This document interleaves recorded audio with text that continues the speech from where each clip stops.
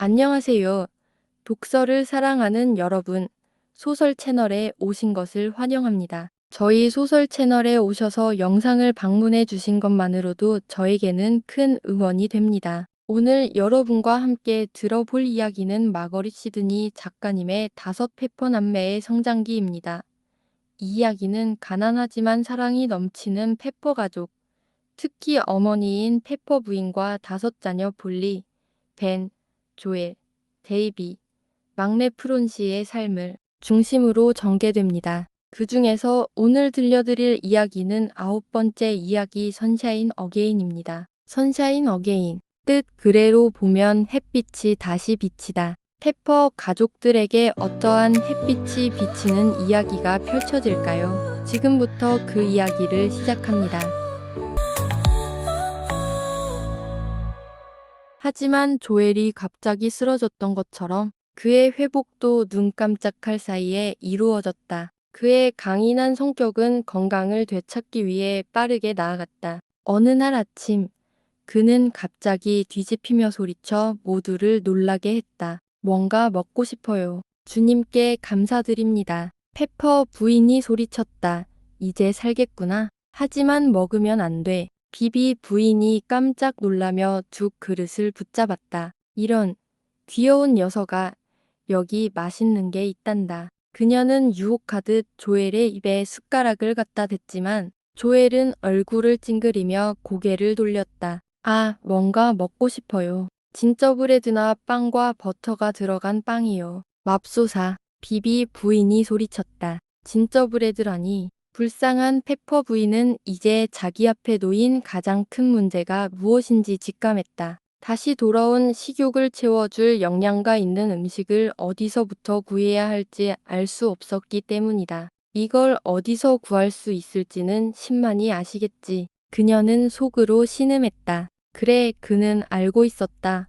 문을 두드리는 소리가 들리자 데이비드는 원인을 찾으러 달려갔다. 오, 엄마. 그가 말했다. 핸더슨 부인이 보내주셨어요. 보세요, 보세요. 그는 흥분을 감추지 못하고 엄마 무릎에 바구니를 올려놓았다. 바구니는 열기도 전에 이미 맛있는 냄새를 풍겼다. 오, 조이. 페퍼 부인은 기쁨에 차서 외쳤다. 핸더슨 부인이 보내주신 것 좀 봐. 이제 우리 조이가 왕처럼 배불리 먹을 수 있겠구나. 그 작은 새는 분명히 자신에게 주어진 사명을 다했다. 비비 부인이 말했듯이 이건 정말 딱 필요한 음식이었어요. 그리고 바로 그 순간부터 조엘은 너무나 빨리 좋아져서 그들은 눈을 믿을 수 없었다. 야호, 하나도 안 아파요. 셋째 날, 그는 언제 아팠냐는 듯 소리쳤다. 엄마, 저 일어나야 해요. 맙소사 안 돼. 그러면 안 돼, 조엘. 페퍼 부인은 겁에 질려 소리치며 그가 침구를 힘껏 걷어차려고 할 때 그에게 달려갔다. 홍역이 다시 오게 할 거야. 뭘 내보낸다는 거예요. 조엘은 이상한 생각에 멈춰서서 공포에 질려 어머니를 올려다보며 물었다. 조이, 홍역 때문이야. 내가 나가면 홍역이 다 들어올 거야. 홍역이 다시 어떻게 들어올 수 있는지 알고 싶어요. 조엘은 손에 단 작은 붉은 반점을 믿을 수 없다는 듯이 바라보며 물었다. 엄마, 말도 안 돼요. 그럴 거야. 그의 어머니가 말했다. 슬프게도 내가 침대에서 일어나면 알게 될 거야. 맙소사, 조엘은 다시 침대에 들어가면서 징징거리기 시작했다. 언제 일어날 수 있어요? 엄마, 아, 하루 이틀이면 돼. 페퍼 부인이 괴활하게 대답했다. 잘 지내면 금방 낫게 될 거야. 하루 이틀이면 다시 일어날 수 있다고 말씀드려야 하지 않나요? 비비 부인. 그녀는 구석에서 즐겁게 뜨개질을 하고 있는 그 사람에게 간청했다. 글쎄, 지금처럼만 계속한다면 어떻게 될지 모르겠네. 비비 부인이 대답했다. 애가 이렇게 빨리 나아지는 건 처음 봐요. 그리고 비비 부인이 병에 대해 전문가가 된 그날부터 옛날에 밝고 명랑한 기운이 다시 갈색 집에 스며들어 예전처럼 넘쳐 흐르기 시작했다. 사는 게 정말 좋은 것 같아요. 페퍼 부인은 어느 날 많은 생각에 지쳐 있다가 감사하는 마음으로 이렇게 말했다. 우리가 얼마나 가난하든 우리가 함께라면 절대 신경 쓰지 않을 거예요. 그리고 그것이 바로 주님께서 말씀하신 것이었을 거예요. 집으로 갈 준비를 하고 있던 착한 비비 부인이 대답했다. 조엘은 병이 낫는 내내 온 집안을 들썩이게 만들었다. 어느 날 조엘이 평소보다 더 격렬하게 반응하자 페퍼 부인은 정신이 하나도 없네라고 말했다. 내가 정말 아팠을 때는 오히려 돌보기 쉬웠단다. 그녀가 덧붙였다. 내가 어디 있는지 늘 알 수 있었으니까. 하지만, 음, 다시는 홍역에 걸리지 않을 테니 그건 정말 다행이구나. 늘 붙어 다니던 단작을 병으로 잃었던 데이비드는 기쁨과 만족감을 표현할 길이 없었다. 세 분마다 조엘에게 달려가 뭐든 시켜달라고 졸라댔다. 시중을 받는 것을 몹시 좋아했던 조엘은 데이비드에게 최선을 다했지만 페퍼 부인이 지켜보자마자 곧 중단되었다. 조엘, 데이비드 다리 부러지겠다. 조엘이 데이비드를 세 번째로 나무더미로 내려보내 똑같은 굵기의 나뭇가지를 가져오게 했을 때 그녀는 마침내 말했다. 작은 심부름꾼은 근 아뭇가지를 찾을 수 없다고 했다. 이제 좀 봐줘라. 하루 종일 개를 부려먹었잖아. 그녀는 데이비드의 창백한 얼굴을 흘끗 보며 덧붙였다. 엄마, 그러지 마세요. 전 가는 거 좋아요. 조영을 위해서라면 뭐든지 좋아요. 여기 제가 찾을 수 있는 것 중에 이게 제일 좋아요. 데이비드가 매끈하고 좋은 나뭇가지를 건네주며 말했다. 아들아, 그 마음 엄마도 안단다. 그의 어머니가 말했다. 하지만 이제 조가 나아지고 있으니 너를 좀 아껴주는 법을 배워야 할 거야. 사람들을 가만히 내버려 두고 싶지 않다고요. 조엘이 힘이 빠진 목소리로 투덜거렸다. 아팠잖아요. 진짜 아팠단 말이에요. 그는 통통한 얼굴을 들어 어머니에게 보여주며 덧붙였다. 내가 그랬다는 거 알아? 그녀는 아들에게 키스하러 달려가며 소리쳤다. 하지만 이제 너는 아주 괜찮아. 내일은 아래층으로 내려보내 줄게. 어떻게 생각해? 만세. 조엘은 지팡이를 던지고 손뼉을 치며 소리쳤다. 그는 심각한 병에 대한 모든 것을 잊고 최고가 될 거야. 라고 말했다. 조이, 너무 아파서 못 가. 페퍼 부인이 장난스럽게 물었다. 아니요, 아프지 않아요. 조엘은 엄마가 약속을 취소할까봐 몹시 두려워하며 큰 소리로 외쳤다. 전 아픈 적이 없어요. 오, 엄마, 절 보내주실 거 아시죠? 그럼, 그렇고 말고 그의 어머니는 웃으며 말했다. 자, 프론. 조엘이 소리치며 프론 씨를 재촉했다. 격렬한 놀이를 하기에는 너무 피곤했던 데이비드는 바닥에 앉아 그들이 즐겁게 뛰어노는 모습을 지켜보았다. 엄마, 그가 말하며 장난이 계속되는 동안 엄마 옆으로 다가갔다. 엄마, 제 생각엔 정말 좋은 것 같아요. 조가 괜찮아진 이후로 정말 신나게 놀고 있잖아요. 엄마, 그렇지. 정말이야. 페퍼 부인이 대답하며 그에게 빛나는 시선을 보냈다. 폴리가 다시 돌아와 두 눈을 건강하게 되찾으면 글쎄요. 어떻게 해야 할지 모르겠어요. 다음 날 아침 폴리의 팔꿈치 가까이에서 목소리가 들렸는데 틀림없이 조엘의 목소리였다. 오, 조엘 페퍼. 그녀는 빙글빙글 돌며 소리쳤다. 정말 당신이야. 그렇습니다. 그가 자신 있게 외쳤다. 저예요. 오, 폴리. 저는 위층에서 즐거운 시간을 보냈어요. 말씀드리죠. 불쌍한 소년. 폴리가 동정심을 담아 말했다. 난 불쌍한 소년이 아니었다고요. 조엘이 분노하며 소리쳤다. 난 맛있는 음식을 먹었죠. 아, 세상에. 그는 한쪽 눈을 감고 그 즐거운 추억에 입술을 핥았다. 알아요. 폴리가 말했다. 정말 기뻐요. 조엘, 다시는 이렇게 많이 먹을 수 없을 것 같아요. 조엘은 잠시 멈춘 후 생각에 잠긴 듯 말했다. 머릿속에 놀라운 별미들이 하나씩 떠오르는 동안 다시는 홍역에 걸리지 않는 하는 말이죠. 폴리, 다시 아프면 안 될까요? 맙소사 안 돼. 폴리가 몹시 놀라 소리쳤다. 말도 안 돼. 글쎄요. 그랬으면 좋겠어요. 조엘이 말했다. 60번, 아니 200번이면 더 좋겠어요. 엄마가 너를 돌볼 수 없었어. 벤이 말했다. 네가 무슨 말을 하는지나 알고 말하는 거냐. 그럼 홍역 안 걸리고 맛있는 것만 먹을 수 있으면 좋을 텐데. 조엘이 순순히 인정하며 말했다. 그런데 사람들이 자꾸 안 보내줘서 말이야. 그는 상처받은 듯 투덜거렸다. 폴리가 제일 힘든 시간을 보냈어. 폴리의 엄마가 붕대를 다정하게 두드리며 말했다. 나도 그렇게 생각해. 벤이 끼어들었다. 난 눈이 아프면 울어버렸을 거야. 나도 그럴 거야. 데이비드가 말했다. 조엘도 유행처럼 알아요. 울었을 거예요. 라고 외쳤다. 한편 어린 푸른씨는 폴리 옆으로 다가가서 나도요. 라고 말했다. 뭐 할 거야, 아가? 벤이 그녀를 높이 던지며 물었다. 좋은 것만 가득했으면 좋겠어.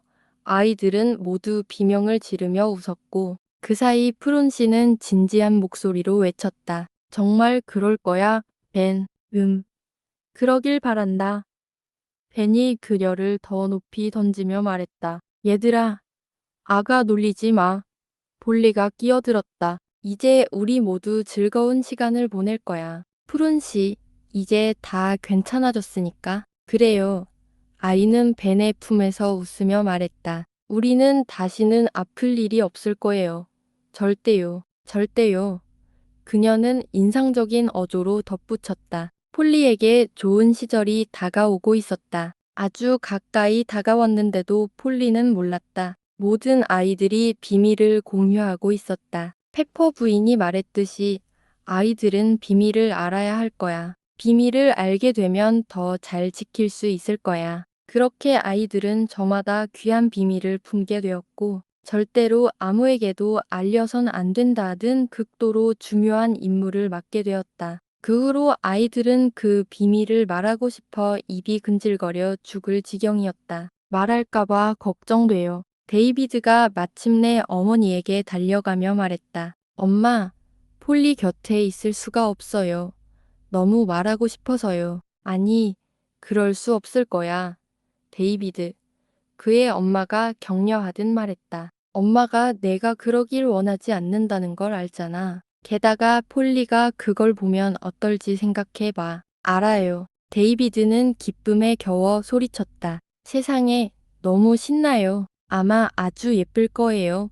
엄마. 그는 그 생각에 기뻐서 웃었다. 불쌍한 아이. 그럴 거야. 그러자 페퍼 부인도 웃었고 그 익숙한 소리에 작고 낡은 부엌이 기쁨으로 울려 퍼졌다. 아이들은 모두 침실에서 손뼉치기 다마차놀이 같은 시끄러운 놀이를 해야 했다. 소리를 크게 내야 한다고 벤이 말했기 때문이다. 그들이 놀이를 시작하면 벤은 부엌에 있는 신비한 것을 돕기 위해 조용히 사라졌다. 폴리는 붕대 때문에 그가 나가는 것을 볼 수 없었으므로 부엌은 안전했다. 나머지 아이들은 부엌에 가고 싶어 몸이 근질거렸지만 폴리를 바쁘게 해주겠다는 약속을 성실히 지켰다. 조엘만이 문을 열고 몰래 한번 엿보았다. 그때 그의 뒤에 있던 푸른씨가 저스토 라고 말하려 했지만 데이비드는 눈 깜짝할 새에 그녀에게 달려들어 간지럽혀 그 말을 쏙 들어가게 했다. 한 번은 모든 게 퐁하고 터져 나올 뻔했다. 부엌에서 무슨 소리가 나는 거야? 폴리가 물었다. 마차놀이 말다툼이 끝나고 모두 숨을 고르며 멈춰섰을 때였다. 닭 비걱거리는 소리 같잖아. 가서 봐야겠어. 조엘이 재빨리 소리쳤다. 그리고는 어머니와 벤, 그리고 두 남자가 부엌 구석에서 크고 검은 물체를 손질하고 있는 곳으로 달려갔다. 낡은 난로는 온데간데 없었다. 그 자리에는 윤이 나는 검은 물체가 서 있었다. 넉넉한 오븐 문이 달린, 마치 내가 이 집의 햇살을 가져다 줄게 라고 외치는 듯한 따뜻하고 아늑한 분위기의 물체였다. 아, 조엘. 그의 어머니가 새까만 손으로 그를 돌아보며 소리쳤다. 아직 말하지 않았구나. 아니요. 조엘이 말했다. 하지만 폴리도 소음을 듣고 있어요. 조용히. 벤이 남자 중 한 명에게 말했다. 소리를 내지 않고는 설치할 수 없어요. 그 남자가 대답했다. 하지만 최대한 조용히 있을 거예요. 엄청 큰 소리 아니에요. 엄마. 조엘이 마치 무대 위에서처럼 가장 큰 소리로 속삭이며 물었다. 문 반대편에 있던 폴리는 푸른 씨가 그때 웃지 않았더라면 틀림없이 들었을 것이다. 돌아가서 줘. 뭐든지 해. 벤이 말했다. 술래잡기라도 해. 뭐든지. 그는 간청했다. 몇 분이면 끝날 거야. 조엘이 침실 문 안으로 사라지며 말했다. 끝까지 들키지 않을 거예요. 다행히도 그 비밀은 지켜질 수 있었다. 바로 푸른 씨가 낡은 의자 팔걸이에 꽂힌 핀을 조엘의 손가락에 찔러 넣었기 때문이었다. 폴리는 조엘을 위로하느라 조엘에게 질문하는 것을 잊었다. 그때 어머니가 들어왔다. 목소리에는 숨길 수 없는 웃음이 묻어났지만 폴리의 저녁 식사를 가지고 부산하게 움직이느라 폴리가 물어볼 틈도 없었다. 다음 날 아침 그 작은 갈색 집은 기쁨으로 들썩였다. 어머, 엄마. 폴리가 피셔 박사가 붕대를 풀자마자 품에 뛰어들며 소리쳤다. 눈이 새로 떴어요. 방금 새로 태어난 것 같아요. 달라 보이지 않아요. 폴리는 진지하게 물으며 깨진 유리창으로 달려가 직접 확인해 봤다. 아니요. 벤이 말했다. 그럴 리가요. 폴리 눈은 똑같은 갈색 그대로인데요. 글쎄요.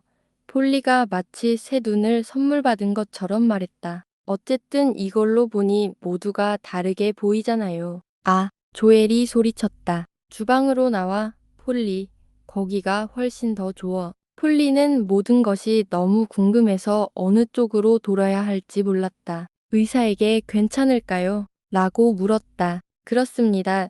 의사는 그녀에게 미소를 지으며 말했다. 그럼 폴리가 노래를 불렀다. 엄마, 우리가 먼저 갈게요. 정말 예쁘지 않나요? 오, 엄마. 폴리는 얼굴이 창백해졌고 그대로 주저앉을 것처럼 보였다. 페퍼 부인은 당황한 듯 폴리의 발을 움켜쥐었다. 무슨 일이니? 페퍼 부인은 아이들이 흥분해서 둘러싸고 있는 부엌 구석을 가리키며 물었다. 왜요? 푸른 씨가 소리쳤다. 이건 난로잖아요. 폴리, 몰라요. 하지만 폴리는 방을 가로질러 펄쩍 뛰어갔다. 아무도 생각하기도 전에 폴리는 무릎을 꿇고 그 크고 검은 물체를 두 팔로 감싸 안았다. 그리고 동시에 그 물체를 보며 웃고 울었다. 그리고 그들은 모두 손을 잡고 마치 야생의 작은 아이들처럼 난로 주위를 빙빙 돌았다. 그 사이 피셔 박사는 조용히 빠져나갔고 페퍼 부인은 그들이 떠나는 모습을 보면 눈물을 닦을 때까지 웃었다. 우리는 더 이상 타버린 빵을 먹지 않을 거야. 폴리가 숨이 차서 노래했다. 그리고 엄마 허리도 더 이상 아프지 않을 거예요. 벤은 얼굴이 빨개지면서 헐떡이며 말했다. 만세. 조엘과 데이비드가 틈이 날 때마다 외쳤다. 푸른 씨는 덩달아 웅얼거리더니 웃음을 터뜨렸다. 그리고 모두 다시 춤을 추며 신나게 뛰어다녔다. 하지만 폴리만은 소중한 난로 앞에 앉아 오븐과 그 안에 있는 모든 것을 살펴보고 탐험하고 있었다. 어머, 엄마. 그녀는 재봉을 하러 다시 가야 했던 페퍼 부인에게 다가가며 엉망이 된 얼굴과 새까맣게 더러워진 손을 보여주며 말했다. 이건 오븐이 전부예요. 정말 멋지죠. 알아요. 폴리의 어머니는 아이의 기쁨에 기뻐하며 대답했다. 세상에, 너 정말 까맣구나, 폴리. 아, 저도요. 폴리가 자신의 얼굴을 떠올리며 외쳤다. 피셔 박사님이 보셨으면 좋겠어요. 어디로 가셨어요? 엄마, 피셔 선생님이 전에도 보셨을 거예요. 페퍼 부인이 말하더니 웃기 시작했다. 폴리, 넌 그 난로가 어디서 왔는지 한 번도 물어본 적이 없잖아. 물론 폴리는 너무 감격스러워서 난로가 정말 하늘에서 뚝 떨어졌다고 해도 그리 놀라지 않았을 것이다. 난로가 나타났다는 사실이 가장 중요했으니까. 엄마, 폴리가 스토브 리프터를 손에 든 채 천천히 돌아서며 말했다. 피셔 박사님이 그 스토브를 가져오셨나요? 그가 정확히 가져온 건 아니지만 아마도 그것에 대해 뭔가 알고 있었던 것 같아요. 그녀의 어머니가 대답했다. 아, 그는 세상에서 가장 훌륭하고 좋은 사람이야. 폴리가 소리쳤다. 정말 그 난로를 우리에게 가져다 준 거야. 네. 페퍼 부인이 말했다. 그럴 거예요. 제가 막을 수가 없었어요. 내가 그렇게 갖고 싶어 한다는 걸 어떻게 알았는지는 모르겠지만 눈이 좋아지면 깜짝 선물로 줘야 한다고 하셨어. 그리고 그분이 제 눈을 구해주셨어요. 폴리가 감사한 마음으로 외쳤다. 엄마, 이제 스토브도 생겼고 새 눈도 2개나 생겼어요. 생각해보세요. 이렇게나 자비를 베푸셨으니 우리도 착하게 굴어야겠지. 페퍼 부인이 감사한 듯이 말하며 아이들을 둘러보았다. 조엘은 가장 큰 오븐에 머리를 얼마나 깊이 넣을 수 있는지 시험해보고 오븐을 만지다 새까매진 손을 보며 즐거워했다. 다른 아이들은 완벽한 소란 속에 휩싸여 있었다. 의사 선생님께 작은 케이크를 구워드릴 거예요. 비교적 조용한 가운데 폴리가 선언했다. 폴리, 그렇게 해. 조엘이 소리쳤다. 그리고 1~2개는 남겨두렴. 안 돼. 폴리가 말했다. 이거 정말 맛이 들 텐데. 안 돼. 엄마, 흰 케이크는 한 번만 만들게 해주면 안 돼. 폴리가 애원했다. 모르겠어요. 페퍼 부인이 의심스럽게 대답했다. 계란은 너무 비싸고, 그리고 상관없어요. 폴리가 무모하게 말했다. 피셔 박사님을 위해 한 번만이라도 꼭 할게요. 폴리, 페퍼 부인이 말했다. 그럴 수도 있겠지. 작은 사과 타르트를 만들어주면 좋겠어. 거의 모든 사람이 좋아하잖아. 글쎄요. 폴리가 한숨을 쉬며 말했다. 그럴 수밖에 없겠죠. 하지만 언젠가는 엄마, 제가 그에게 큰 케이크를 구워줄 거예요. 오늘 들려드린 이야기는 폴리가 붕대를 풀고 새 눈을 얻은 것처럼 기뻐하고 꿈에 그리던 새 난로를 마주하며 감격하는 모습을 보았습니다. 다음에는 어떤 이야기가 펼쳐질까요? 다음 영상에서 만나요.